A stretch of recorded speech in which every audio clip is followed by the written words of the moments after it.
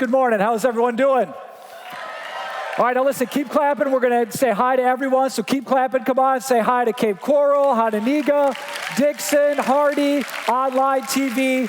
Thank you so much for joining us. We are honored that you are joining us today. So thank you for the opportunity. I get to continue this series, Summer Playlist on Repeat. And right up front, can I just be honest? I feel like I'm in a counseling session here. I don't listen to much music.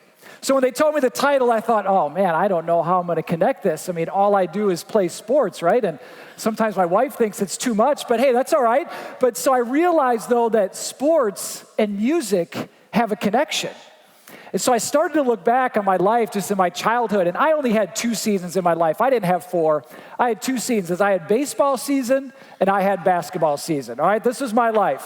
So I began to realize that during baseball season, there was a song on repeat all the time in my life. Here's what it was.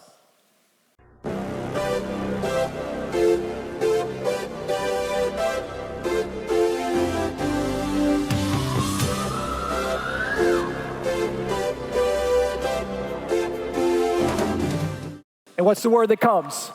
Jump, right? You just want to jump up and get excited. Now, how many people think those graphics were awesome, right? 1984, those were just amazing graphics. I'm a huge Cubs fan. I tried to watch the Cubs all the time. And remember, back in 1984, no night games, right? So all afternoon we got to watch it. So that was on repeat during my baseball season.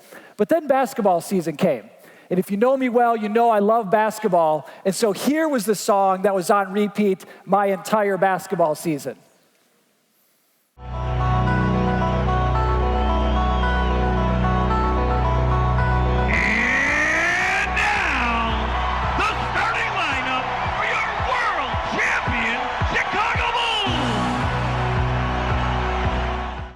How many people get goosebumps when they hear that song? Come on, I love that song. And I got the pleasure of going to so many games and watching Michael Jordan. I just took it for granted that he was going to be young and alive the whole time, and now the Bulls are terrible, and I never go to a game anymore, right?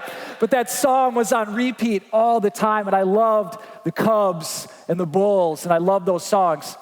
But there was one other season of my life that I really don't like to talk about. It was track season.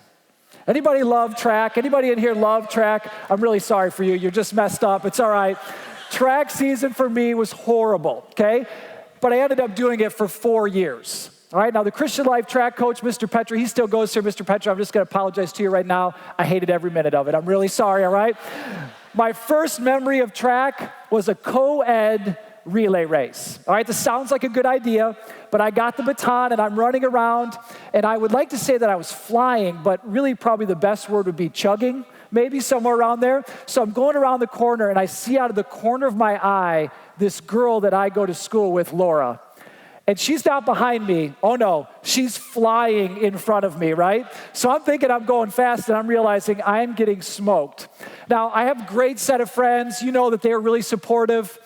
They weren't. They reminded me of that. They told me I lost, and they reminded me of it all the time.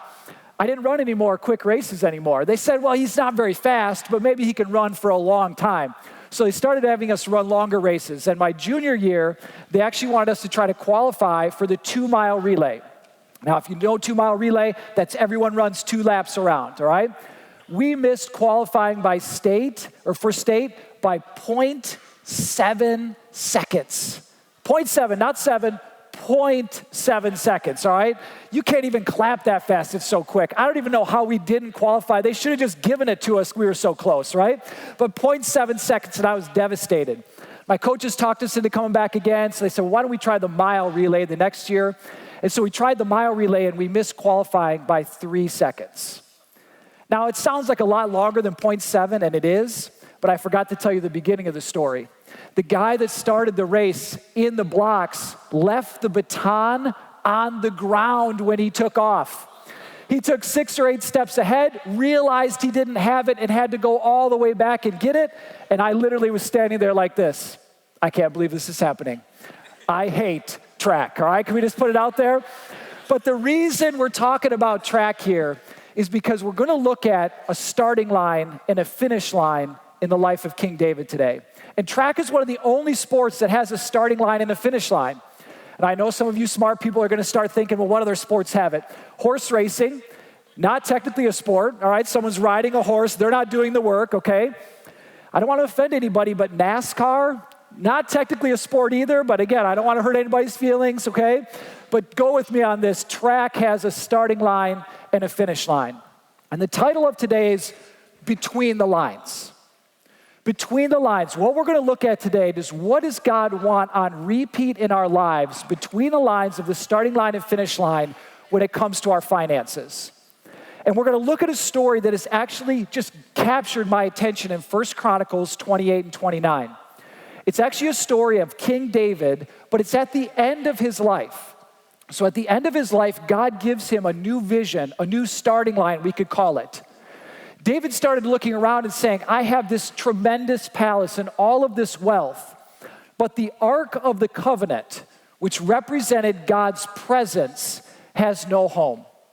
So David started getting this stirred in his heart saying, I want to build a temple for the presence of God to be housed. And in 1 Chronicles 22, here's some words he uses to describe what he wants this temple to look like. This house needs to be exceedingly magnificent, famous, glorious. And then it said, David made abundant preparation. Abundant preparation. All right, so here he is at the starting line, and he has this vision. And now in 1 Chronicles 28, it says specifically in verses 12 through 18, the vision God gave him for the temple. Now, how many people in here are really detail-oriented? Can I see your hand? Okay, we've got some people in here. You would love these verses because God actually tells David the weight that he wants the lamps to be. He talks about the forks and the bowls in the temple. Okay? This is not just a building, a vision, let's put up some four walls. This is a vision that he's given him. And then in verse 19, look at what David says. He says, all this the Lord made me understand in writing by his hand upon me all the works of these plans. So I look at this and saying, David has two types of preparation that he must do. The planning preparation, right? That's getting the vision and figuring out, okay, God, what do you want this to look like?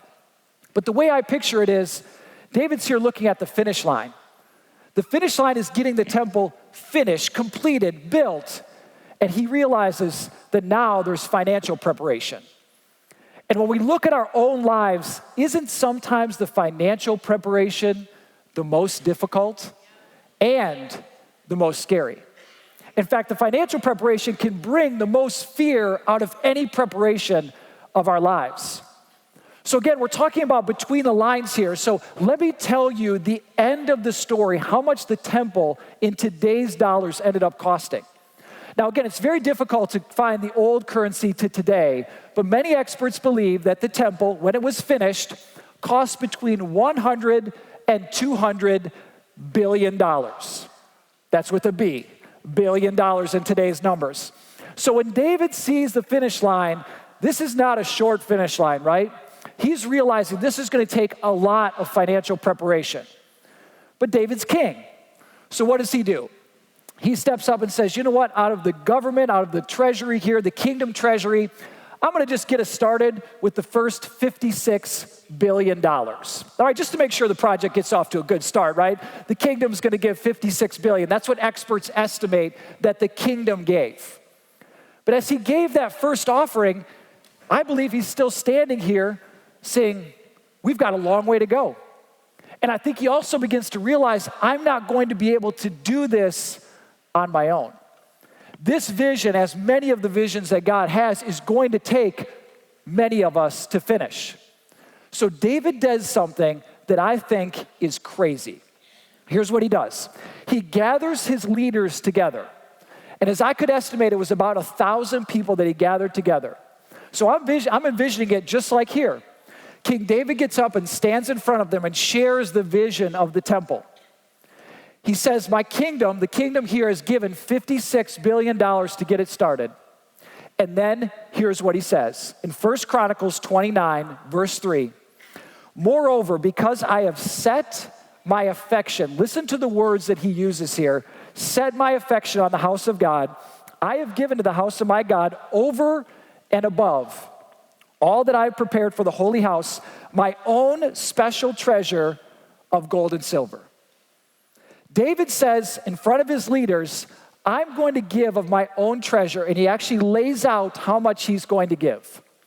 Now again, it's difficult to translate old currency to today, so one expert that I read said he estimated that David gave about $33 million of his own money to the treasury and to the temple. Another expert said it was $800 million. Okay, that's a big range, but can we agree on a couple things here? Number one, his emergency fund is way bigger than mine. Can we disagree on that right now? If this is David's personal savings, Dave Ramsey would be so proud of him, right? He's way more than $1,000, all right? So we'll agree on that. The second thing we're going to agree on, whether it was $33 million or $800 million, whatever David's personal gift was, this was an extravagant gift. Because to him, this was not just a building. This was the house that God was going to dwell in. And some commentaries I actually read said that they believe David gave all of his personal savings to the temple. Because remember, this was at the end of David's life, and he wanted this to be the legacy. Now, what's interesting is David actually never built the temple. God had Solomon build it, but he had David do all of the preparation. So here's David saying, I'm going to give $33 million of my own money. Now let's just put ourselves in this story right now, okay? Let's not just read over this. Let's envision in this room, it looks just like this, that I stood up today and said, Carrie and myself, my wife and I have decided that we're gonna give $33 million to Legacy. Is that Lisa clapping? Lisa, just a story, all right, just a story, just an example, okay? 33 million. Now, what would you think if I stood up and said that? You probably wouldn't be too happy, right? There's probably thoughts like, why is he up there bragging? If he has so much, why doesn't he come share some with me? Why is he up there bragging like that, right? Why is he so arrogant? What's interesting is David was doing the exact opposite.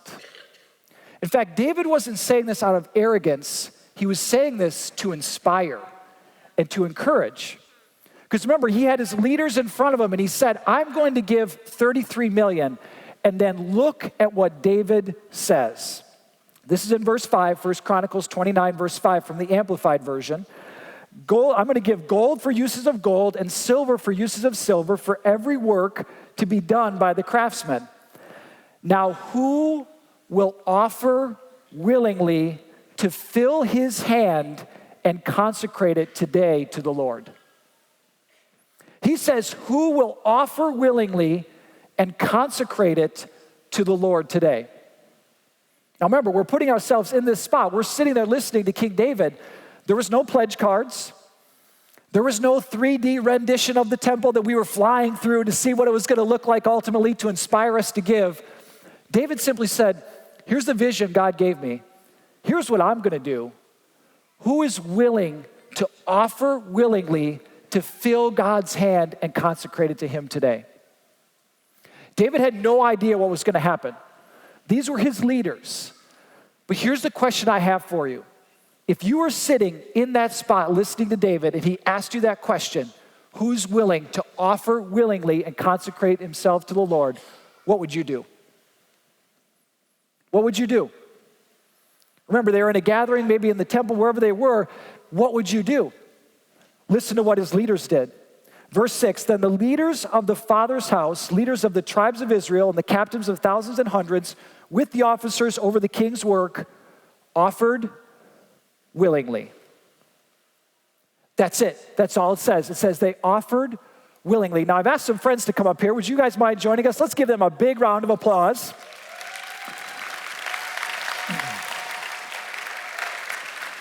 I would like to tell you that they all volunteered, but they didn't. They were voluntold to come up here, so that's all right. Okay, so here's what the leaders did. They offered willingly, but here's what they started doing. They all started going home, and they started gathering their gold, their silver, and their precious stones. I feel like Vanna White here. Gold, silver, and precious stones. Can you say it with me? Gold, silver, and precious stones. John, let's see it. Gold, silver, precious stones, right? The reason I'm showing you this is going to mean something to you in a little bit.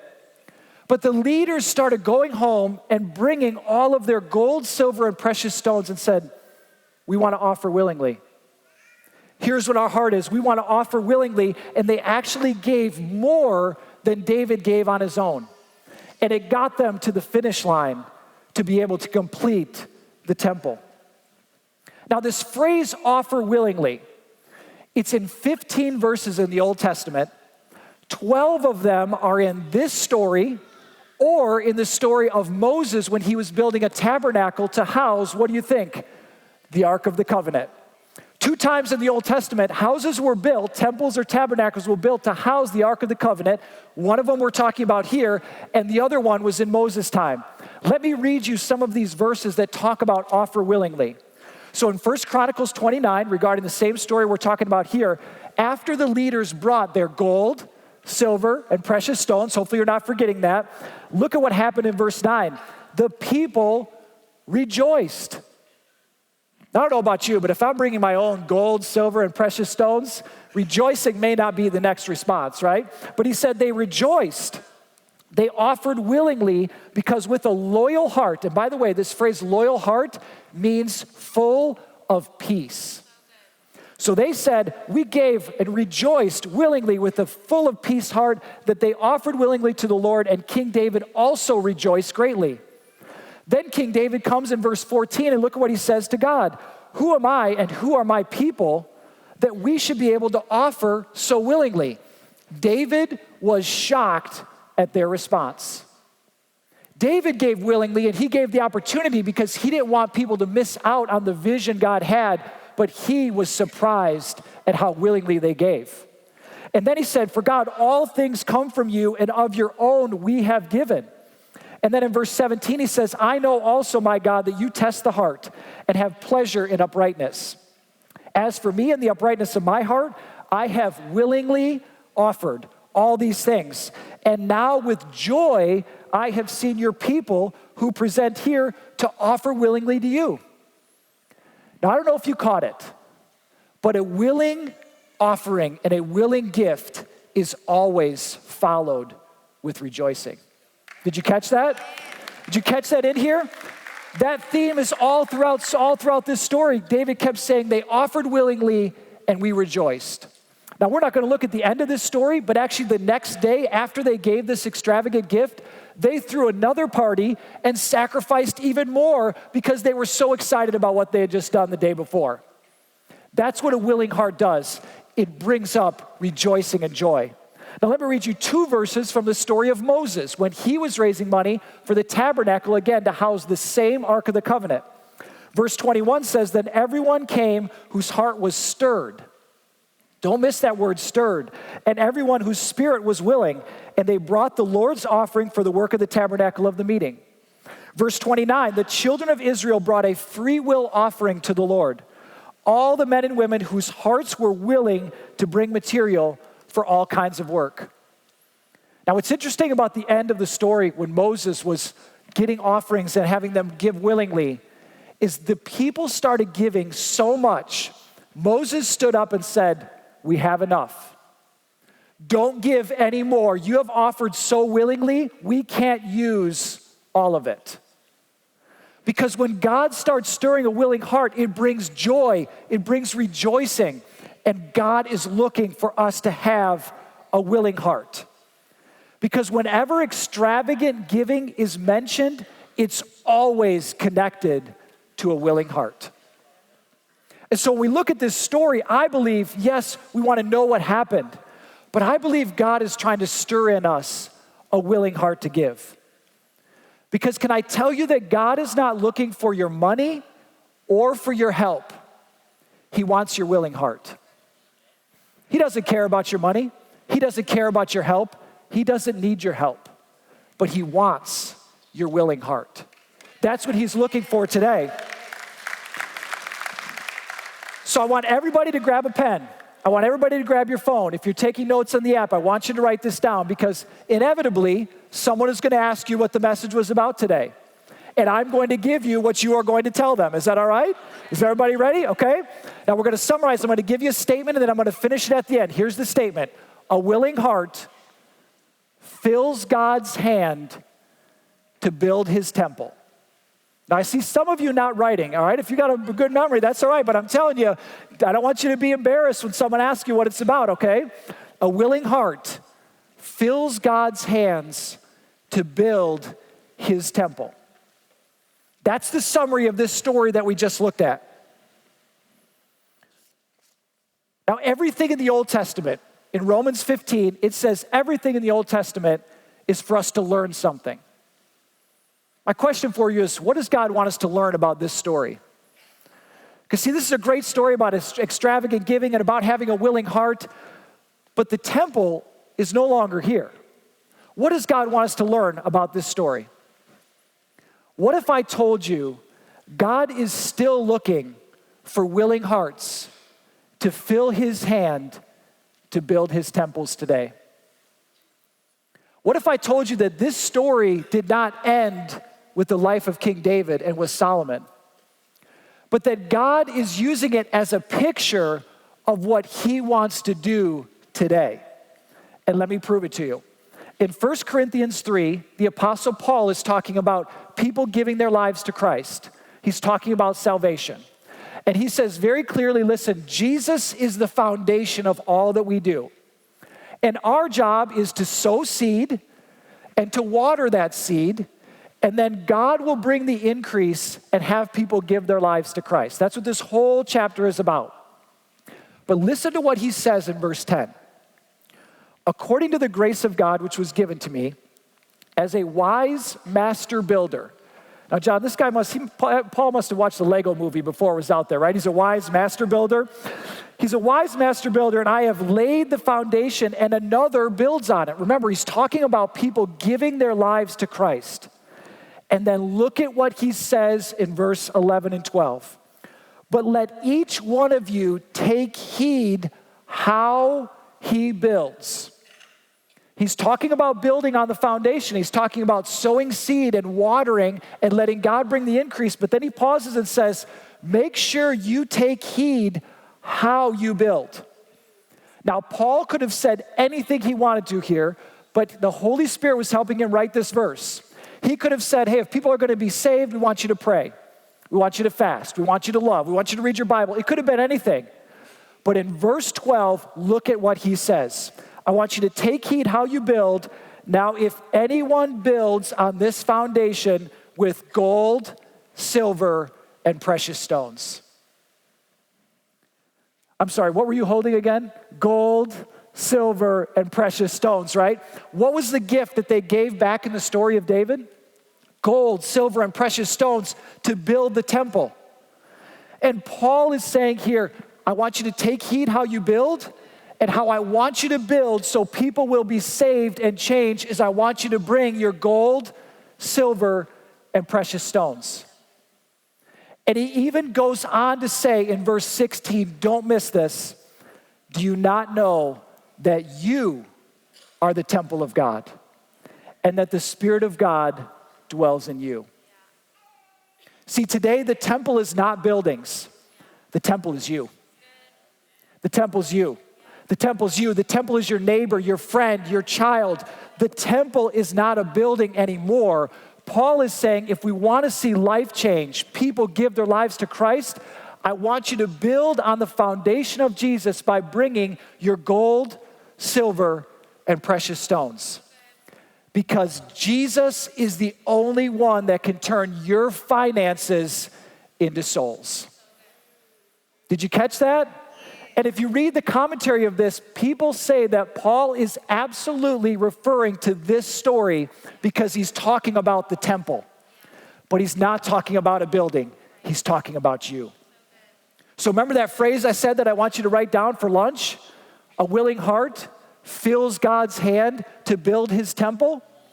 The rest of that is, which today is people. So a willing heart fills God's hand to build his temple, which today are people. Let's give them a round of applause as they go sit down. Thank you, guys.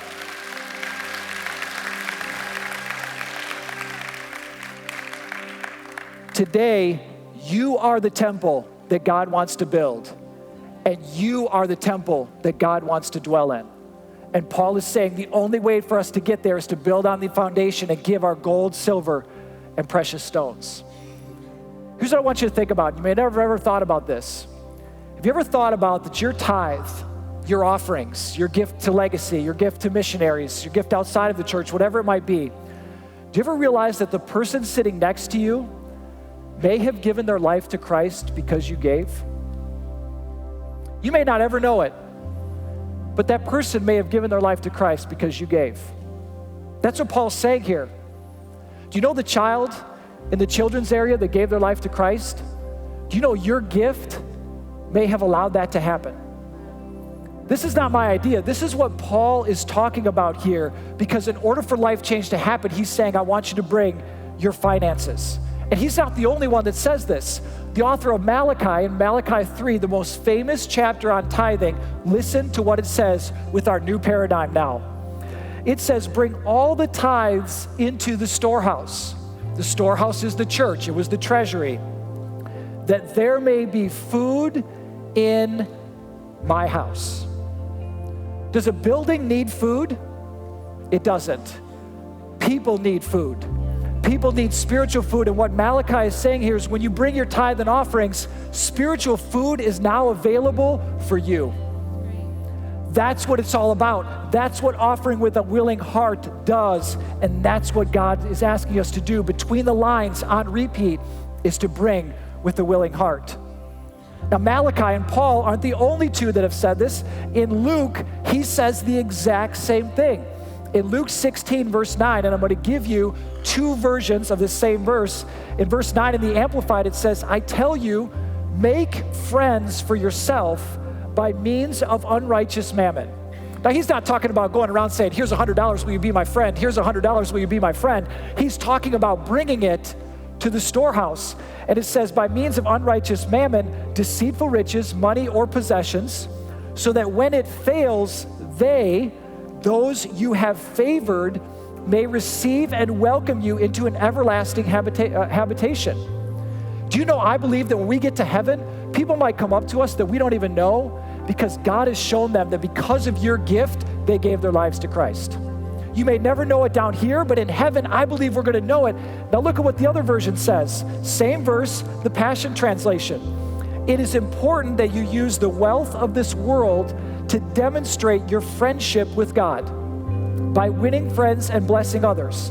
Then when this world fails and falls apart, your generosity will provide you with an eternal reward. So here's the story of King David. Then we have Paul talking about it, Malachi talking about it, and Luke. A willing heart fills God's hands to build his temple, which today are people. That's what this is all about. So when we talk about on repeat, this is what God's plan is for our lives when it comes to our finances. So the question I have for you is, how willing is your heart? Now, I want you to know we're not going to take up an offering today. We're not going to ask you to give. I'm asking you to actually sit back and say, how willing is my heart?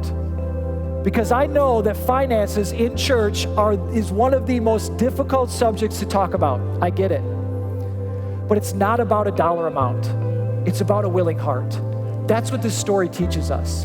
And remember, David was literally shocked at their response, but it wasn't because David's words were so great. It's because the Holy Spirit was stirring them to give. What an encouraging message from Derek. You know, if you have a prayer request and you have something you would like us to pray for specifically, we would love for you to reach out to us. You can call our offices, you can DM us on social media, and we would love to have a personal moment of prayer with you over the financial situation that you're walking through. Well, we always say that church is better in person, so if you are able to, we would love to have you at one of our City First Church locations. You can find out more information on our website, there's service times, and you can find a location near you. So with that, thanks for tuning in today, and we hope you have a great rest of your week. We'll see you next time.